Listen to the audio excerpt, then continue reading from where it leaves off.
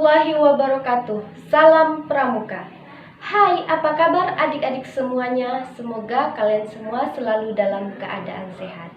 Nah, seperti yang kita ketahui bahwasanya saat ini penyebaran virus COVID-19 masih terus merajalela. Nah, untuk itu mari sama-sama kita untuk tetap selalu menjaga kesehatan dan mematuhi protokol kesehatan COVID dengan cara menggunakan masker saat berada di luar ruangan dan selalu menjaga jarak agar kita semua terhindar dari penyebaran virus COVID-19.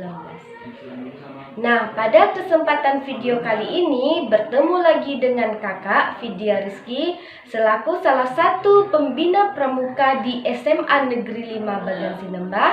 Nah, untuk kesempatan video minggu ini kita akan kembali melanjutkan materi mengenai palang merah remaja pada pokok pembahasan alat pelindung diri atau ADP yang perlu dipersiapkan dan mengenali anatomi dan faal dasar. Nah, apa saja ADP yang perlu dipersiapkan dan bagaimana anatomi dan faal dasar itu? Yuk kita lihat pembahasannya. Sebagai pelaku pertolongan pertama, kita juga harus mengutamakan keselamatan diri kita sendiri. Nah, jadi kita memerlukan alat perlindungan diri atau yang kita kenal dengan ADP. Apa ADP itu? ADP itu adalah alat yang digunakan agar kita tidak tertular penyakit dari korban yang kita tolong pada pertolongan pertama. Nah, di sini alat perlindungan diri itu tidak perlu mahal atau tidak perlu mewah. Hanya alat perlindungan diri atau ADP ini contohnya seperti sarung tangan latex yang biasa kita lihat di rumah sakit. Kemudian yang kedua, masker penolong. Dan yang ketiga itu kacamata pelindung. Nah, jadi ini adalah beberapa contoh dari ADP atau alat pelindung diri. Lalu pasti kalian bertanya kan, kenapa ADP itu penting? Karena ingat ya, bahwasanya darah dan semua cairan tubuh pada manusia itu bisa menularkan penyakit. Jadi kita selaku sebagai PP atau penolong pertama, kita juga harus perlu mempersiapkan diri kita atau menjaga tubuh kita agar tidak tertular dari korban yang kita tolong pada saat pertolongan pertama tersebut. Kemudian selain juga ADP, dalam melakukan pertolongan pertama kita juga memerlukan beberapa peralatan seperti kasa steril, kemudian pembalut gulung atau perban, selanjutnya pembalut perekat atau plester, dan juga gunting, pembalut, bidai. Nah, bidai ini biasanya digunakan pada pertolongan pertama patah tulang. Dan juga yang tidak kalah penting itu adalah alkohol, kemudian pinset, kapas, senter, dan juga selimut. Nah, ini merupakan contoh-contoh peralatan yang kita butuhkan pada saat melakukan pertolongan pertama kepada korban. Kemudian kita lanjut kepada pembahasan kita yang kedua yang masih berhubungan dengan pembahasan yang pertama mengenai ADP. Nah, dalam melakukan pertolongan pertama ini kita juga harus tahu apa itu anatomi dan faal dasar.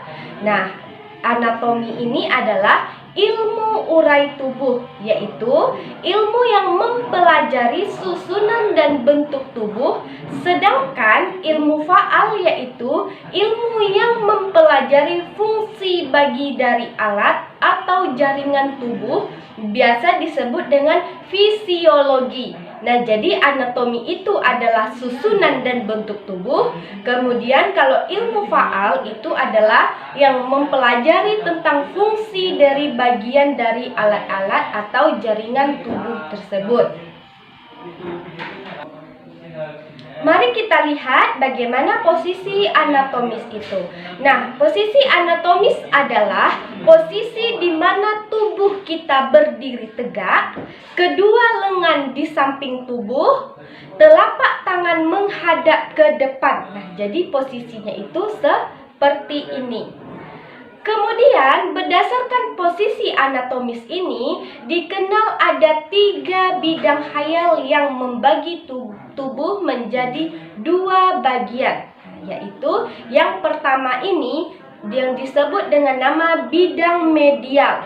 Nah, bidang medial ini adalah bidang khayal yang membagi tubuh menjadi 2 bagian, yaitu bagian kiri dan bagian kanan. Nah, ini disebut dengan nama bidang medial. Kemudian yang kedua adalah bidang frontal. Bidang frontal ini adalah bidang khayal yang membagi tubuh menjadi depan dan belakang. Nah, jadi kalau bidang medial tadi tubuh dibagi menjadi 2, bagian kiri dan bagian kanan. Sementara kalau bidang frontal ini adalah pembagian tubuh menjadi depan dan bagian di belakang. Nah, ini bagian depan ini kita kenal dengan sebutan anterior, dan posisi belakang ini kita kenal dengan posterior. Kemudian yang ketiga adalah bidang transversal. Nah, bidang transversal ini adalah bidang khayal yang membagi tubuh menjadi 2 bagian, yaitu atas atau superior dan bawah atau inferior. Nah, jadi pada posisi anatomis ini, bidang itu dibagi menjadi, tubuh kita ini dibagi menjadi 2 bagian, dan bidangnya itu dibagi menjadi 3. Bidang yang pertama tadi medial, yaitu kanan dan kiri. Kemudian bidang frontal itu depan dan juga di belakang. Dan yang ketiga adalah bidang transversal yang membagi tubuh menjadi 2 bagian, atas dan bagian bawah. Kemudian yang kedua yang kita bahas adalah bagian-bagian tubuh manusia. Nah, tubuh manusia ini dilindungi oleh kulit yang diperkuat oleh rangka. Nah, jadi kulit ini tubuh kita ini dilindungi kulit, kemudian diperkuat oleh rangka yang ada di dalam tubuh kita. Nah, umumnya tubuh manusia itu dibagi menjadi 5 bagian. Yang pertama itu adalah kepala yang terdiri dari tengkorak, wajah, rahang bawah, dan juga leher. Nah, kemudian yang kedua ada batang tubuh yang terdiri dari dada, perut, punggung, dan juga panggul. Nah, punggung dan juga panggul.